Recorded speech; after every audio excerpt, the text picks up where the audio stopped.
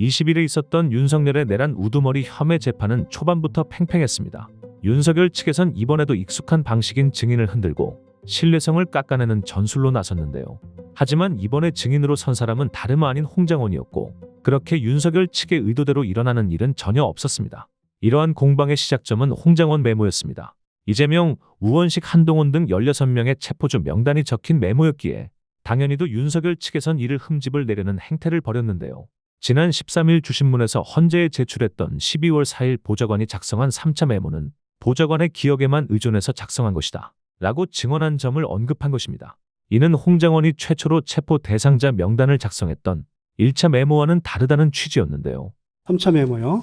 그거를 비상계엄 당일 증인이 작성한 1차 메모를 12월 3일 같은 날 보좌관이 정서한 것으로 설명하셨던데 그 이후에 국정원장이 이건 12월 3일이 아니라 12월 4일 날 보좌관이 정서한 것이라고 이렇게 얘기를 하니까 증인이 증언을 바꾼 것이거든요. 아마 2차 메모도 보좌관이 했고 3차 메모도 보좌관이 했으니까 그냥 보좌관이 썼다라는 부분으로 이야기한 부분이 잘못 이해될 수도 있고. 근데 보좌관이 12월 3일 날 작성했다는 것과 12월 4일 날 작성했다는 것은 많은 의미가 많이 다르지 않습니까? 제가 보기에는 그 방금 말씀드리려고 했던 부분도 그렇지만 그 변호사께서 궁금해하시는 거 지난번 공판 때 그 변호사 중에 한 분이 이 메모의 가장 신뢰성의 핵심적인 포인트는 그 보좌관이 있느냐 아니면 그 보좌관이 차장의 지시를 받고 실제로 썼느냐라고 얘기했는데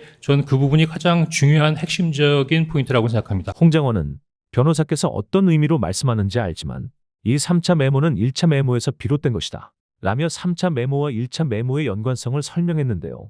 그러면서 이번 재판에서 가장 인상적인 장면이 나왔습니다. 보좌관을 불러서 직접 물어보시고 그러세요?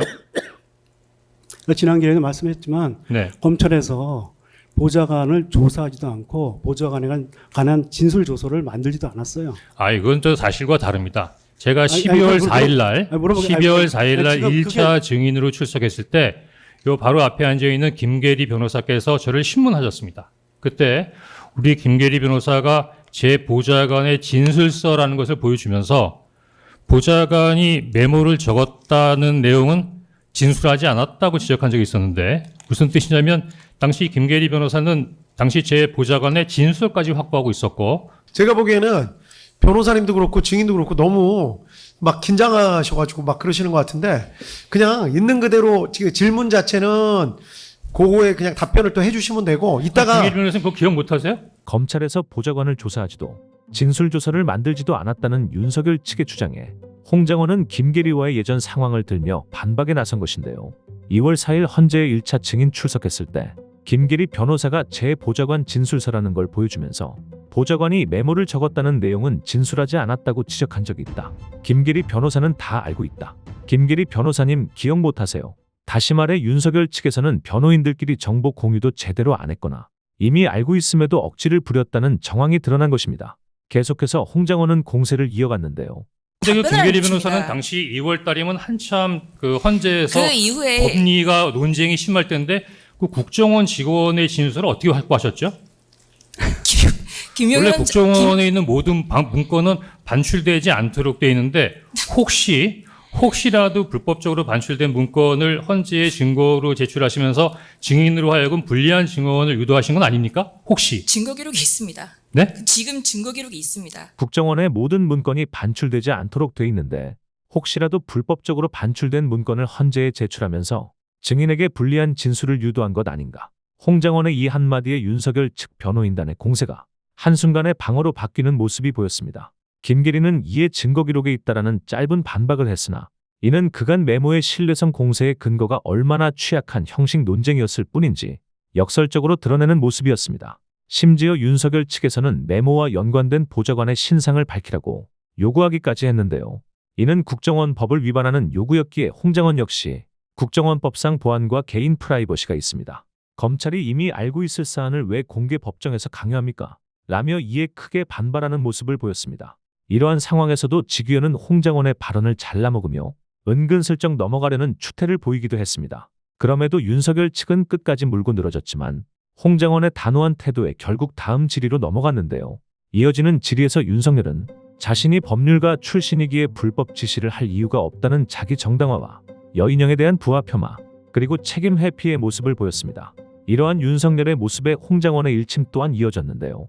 여인영이 이게 아니 방첩사령관이라고 그러면 기본적으로 뭐 수사를 좀 알아야 되는데 아니 이거 도대체 통신사 위치 추적 영장 없이 해달라는 거 보니까 이 친구 이게 도대체 뭘 아는 놈인가.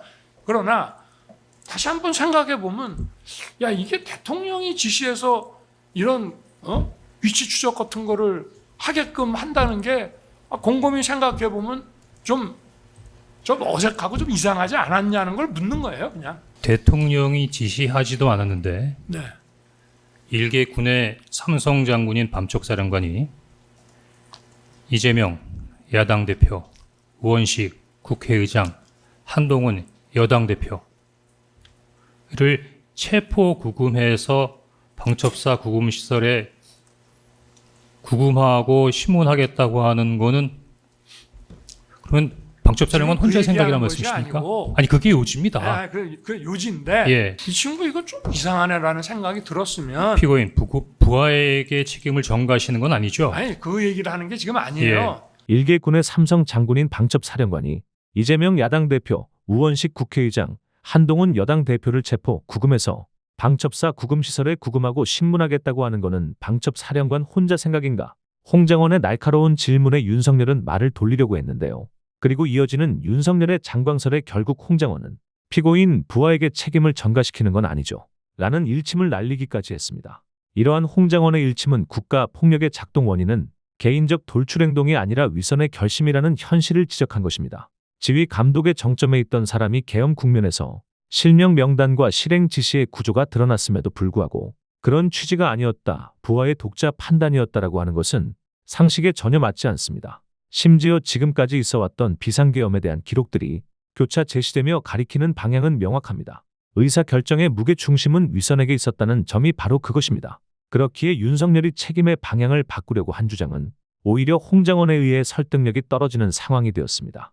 결국 이번 재판 공방의 결말은 간단합니다. 한쪽에서는 메모의 색 글씨체, 분 단위와 보좌관의 실명을 캐물었고 다른 한쪽은 명단과 지시, 보고와 집행, 그리고 지휘 책임이라는 구조를 제시했습니다. 윤석열 측이 아무리 공격적이어도 후자의 증언에 무게를 이길 수는 없었습니다. 내란 재판은 계속됩니다. 그리고 이 재판에서 필요한 것은 더 큰 목소리가 아닌 더 깊은 증거입니다. 그렇기에 우리는 이러한 내란 재판에 대해 좌시하지 말고 더욱 경각심을 가져야 할 것입니다. 이러한 점들에 대한 영상을 하나 준비했습니다. 이 영상을 보시고 시청자 여러분들의 생각을 하단 댓글란에 자유롭게 남겨주세요. 그 증인은 피고인의 계엄 선포 담화문을 들었다고 했죠. 피고인의 계엄 선포. 네, 계엄 선포를 TV를 네, 통해서 지금 들었죠. 마이크만 좀 써주십시오. 예, 네. TV를 통해서 봤습니다. 담화의 내용이 북한 공산 세력으로부터 종북 반국가 세력의 위협을 막기 위해서 비상계엄을 선포한다, 뭐 이런 내용을 들은 거죠. 네.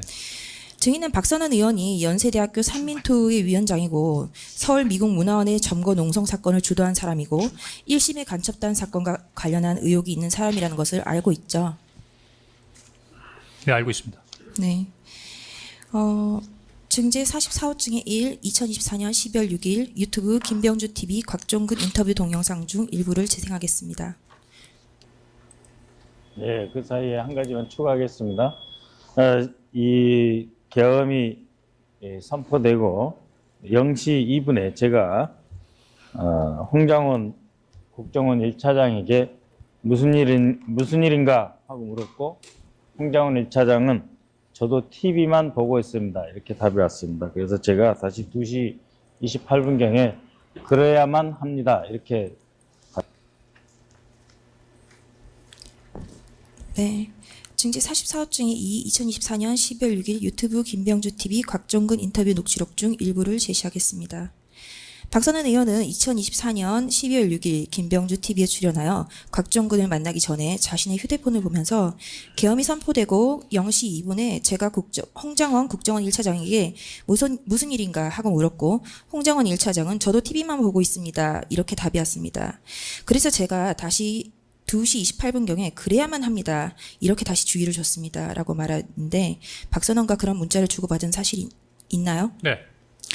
증인은 아까 그 조태영 국정원장은 이재명을 만나라는 그 건의에 정치적 중립을 지켜야 된다는 것에 거절을 했는데 정치적 중립을 지켜야 하는 국정원 직원으로서 그리고 국정원 1차장의 지위에 있는 사람으로서 대통령이 정부 세력을 척결하겠다고 계엄을 선포했는데 박선원 의원과 같은 야당 의원에게 주의를 받고 지시를 받는 행위를 하였나요? 우리 김계리 변호사는 박선원 의원을 종북 세력과 바꾸다단체 의원으로 지금 말씀하시는 겁니까? 정치적 중립과 관련해서 야당 의원에게 지시를 받는 것을 여쭌 겁니다. 어떤 지시를 했습니까? 김계리 변호사 개헌과 저 관련해요. 지난번 헌재에서도 똑같은 질문했던 거 기억합니다. 그렇죠? 저도 TV만 보고 있습니다. 네. 제가 다시 그래야만 무슨 일인가요? 라고 물어봤고 저도 TV만 보고 있습니다라고 했는데 제가 저게 가만히 무슨 있으라고 지시이고 지시를 하지 않았습니까? 그래야만 합니다라고 박선원이 증인에게 그래야만 지시를 합니다라는 건 했고 지시가 아니라 그냥 자기 생각을 얘기한 거죠. 또 한 네, 가지는 네, 알겠습니다. 그 시간에 알겠습니다. 박선원 의원만 저한테 연락이 왔나요? 여당 의원은 연락 안 왔나요? 당시 여당 의원은? 증인의 그 보좌관의 이름을 혹시 이 자리에서 밝힐 수는 없습니까? 예, 변호사가 국정원법을 위반하는 부분에 있어서 강압적인 증언을 지금 요구하고 계신 겁니까? 송준호 변호사입니다. 보좌관의 이름을 얘기하는 것은 국정원에 있어서의 저 인원, 강압한 게 아니라 물어봤습니다. 현재 임무와 관련된 부분에 있어서의 진술하지 않도록 아니, 국정원법에 저는 예, 규정되어 있습니다. 알겠습니다. 예, 예. 그렇게 말씀하시면 되죠, 뭐. 예. 증인 오늘 국정원에서 허가받고 나오신 거 아닌가요? 근데 허가 이제 조건이 있어. 아니, 국정원에서 허가받고 나왔다고 해서 국정원에 관련된 부분을 다 얘기하라는 건 아니잖아요. 여기 법정에 나온 것을 허가해 준 것이죠. 제가 보기에는 이 부분은 어차피 입증 책임 자체를 검찰이 지는 건데 검찰에다 나중에 물어보시는 게 맞는 것 같은데요. 그러면 증인 말씀에 크게 무리는 없는 것 같습니다. 뭐 증인이 말씀하시는 그런 거고 나중에 검찰이 이걸 확인해 보시면 될 문제 같은데. 저희는 그 보좌관의 신원을 밝혀 달라고 이제 물어봤을 뿐이고 강압 한정은 전혀 없고요. 그렇다면 그 보좌관의 이름을 종이에 적어서 재판부에 제출할 생각은 없습니까? 아니 검찰이 다 알고 계시지 않습니까? 저희 검찰은 우리한테 안 알려줘요. 그건 이따가 여쭤볼게요. 지금 이것 때문에 시간 더 가는 게 의미가 없는 것 같아요. 어차피. 제가 좀 심한 얘기인지 모르겠습니다만 예, 혹시 아들 이름이 뭐세요? 예? 아들이나 딸 이름이 뭐세요? 라고 물어오면 아니 지금 공개적인 법정에서 왜 제 딸 아들 이름을 물어봐요? 라고 대답하실 수 있을 텐데 저도 그 보좌관이 어떤 형태로든 간에 개인의 국정원 직원으로서의 보안만이 아니라 개인적인 프라이버시가 있는 부분인데 그런 식으로 물어보시는 거는 저한테 상당히 과한 부분에 있어 질문과 요청을 하시는 것 같습니다. 이 사건의 중요한 증거인 메모를 작성하는데 관여한 사람입니다. 그 부분에 대해서 사실 단순한 규명하는 건 프라이버시 문제가 아니죠. 특검과 저 이제 변호인께서 하시는 거지 여기까지 제 말씀- 책임은 아닙니다. 그러면 그 증인의 이름을 재판부에 제출하는 것도 거부하시겠다고 받아들이면 됩니까? 거부라는 표현까지 아니지만 생각해 보겠습니다. 국정원이 우크라이나에 인원을 파견한 것은 북한이 러시아에 파병을 한 것과 관련해서 정보를 수집하고 안보에 대응하기 위한 것이죠. 예, 그렇죠. 증인은 해외 안보 정보 수집과 관련한 업무를 하는 우크라이나 파견에 아무런 관련이 없는 국내 금융 파트에서 근무하는 김병기 국회의원의 아들을 데리고 갔죠. 다시 한번 말씀해 주십시오. 증인 우크라이나 파견에 김병기 국회의원의 아들을 데리고 갔죠. 김병기 의원의 아들이 저희 직원인데요. 직원을 아들인데 데리고 갔죠. 직원을 데려갔는데 예, 직원을 데려갔죠. 보통은 관련 있는 해외 안보를 담당하는 직원을 데리고 갈 텐데 예. 김병기 아들은 그 해외 안보를 담당하는 직원이 아니라 국내 금융 파트에 근무하는 직원이 아닙니까? 경제안보팀이 경제안보를 담당하는 팀이 있었죠. 네, 예, 국내 그래서 경제 안보를 담당하고 통상은 있죠. 방금 맞죠? 아니, 네. 제가 설명하려는데 아니, 설명할까요? 맞죠? 국내 뭐가 경... 맞아요? 그러니까 설명할 시간은 주셔야죠. 예, 증언하실 시간은. 예. 그러니까 제가 말씀하십시오. 보기에는 김병기 의원의 아들을 우크라이나에 데려갔냐? 예, 데려갔습니다. 왜 데려갔냐? 우리 직원이니까. 그 해외와 관련이 없지 않냐? 아니, 제가 차장으로서 해외 담당 부서뿐만 아니라 북한 정보부서도 데려갔고요.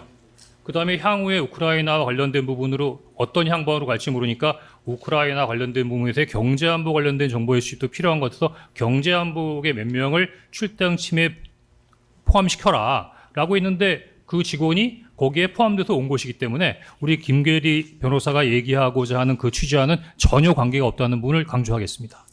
통상 파견에는 베테랑 요원인 2급 내지 3급 요원을 데리고 가는데 김병기 국회의원의 아들은 5급에 불과하죠. 그렇지 않죠. 뭐 다 늙은이만 데려갑니까? 도리어 혼자 전쟁터에 가는데 팔팔한 직원도 데려가야죠. 네. 그 증제 65호증의 1 2025년 6월 10일자 MBC 단독 남편한테 위원님이 김병기 직접 항의서안 보냈나 보도 제시하겠습니다.